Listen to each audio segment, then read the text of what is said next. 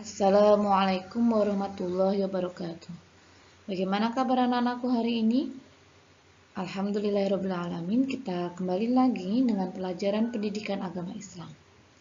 Sebelum kita belajar, mari kita berdoa bersama-sama. A'udzubillahi minasyaitonirrajim. Bismillahirrahmanirrahim. Kita baca doa akan belajar. Raditu billahi rabba wa bil islami dina wa bi muhammadin nabiyya wa rasula rabbi zidni ilma warzuqni fahma amin ya rabbal alamin. Selanjutnya kita akan melanjutkan materi pembelajaran. Hari ini kita akan belajar tentang materi mohon pertolongan. Adakah yang tahu apa arti mohon pertolongan? Memohon pertolongan berawal dari kata memohon. Memohon berarti meminta, sedangkan pertolongan berarti bantuan. Jadi, arti dari memohon pertolongan adalah meminta bantuan dengan penuh kerendahan hati dan sikap tawadhu atau rendah hati. Pertanyaan Ustazah, kepada siapa kita mohon pertolongan? Hanya kepada Allah SWT kita mohon pertolongan. Allah SWT adalah Tuhan yang menciptakan kita dan merancang rezeki kita. Hanya Allah SWT yang tahu segala persoalan kita. Dialah yang bisa memperbaiki kehidupan kita apabila terjadi kerusakan atau ketidakseimbangan. Allah SWT selalu menolong kita dengan berbagai cara, baik secara langsung maupun tidak langsung. Allah SWT mengajarkan kepada kita agar selalu meminta pertolongan kepadanya.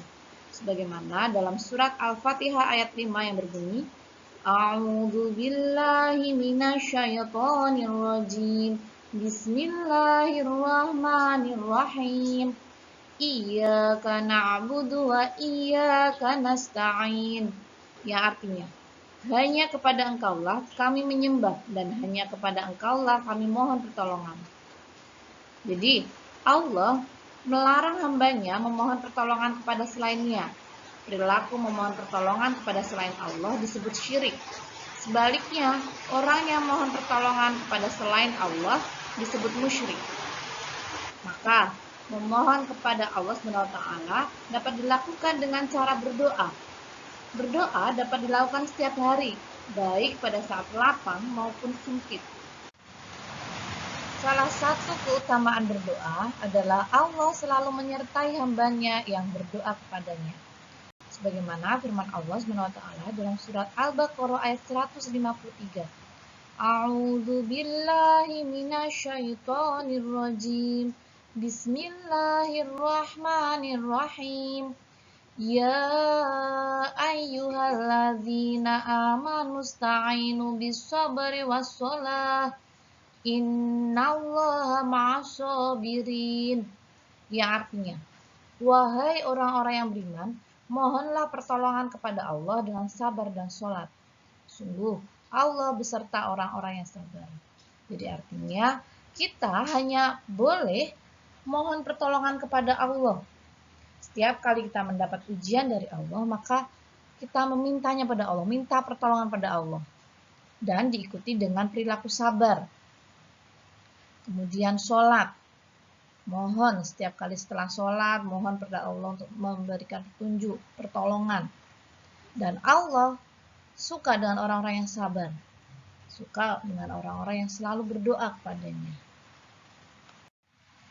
Adapun memohon pertolongan kepada Allah dapat dilakukan dengan beberapa cara.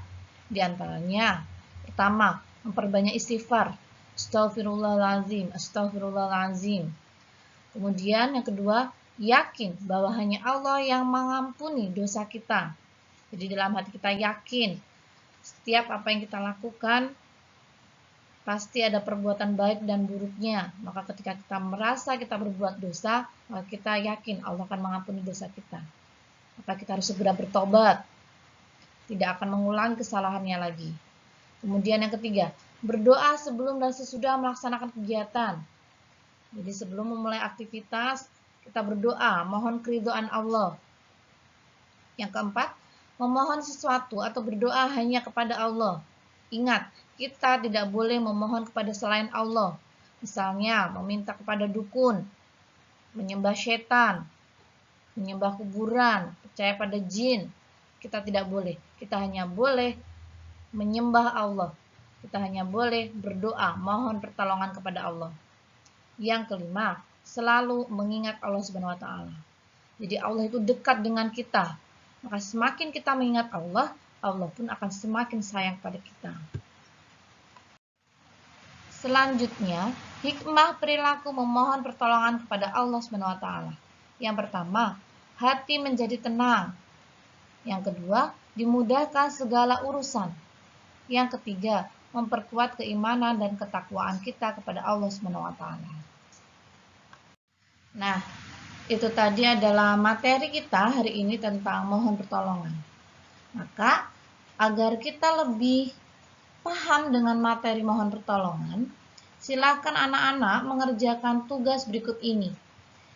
Yang pertama, apakah yang dimaksud dengan mohon pertolongan?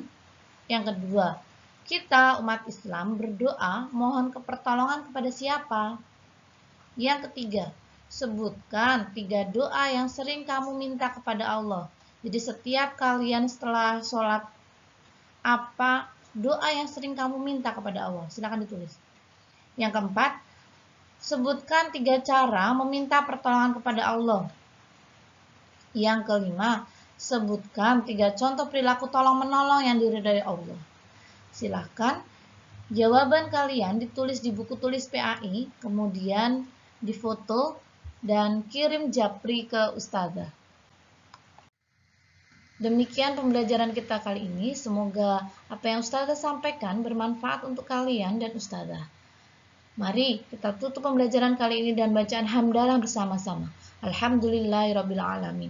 Wassalamualaikum warahmatullahi wabarakatuh.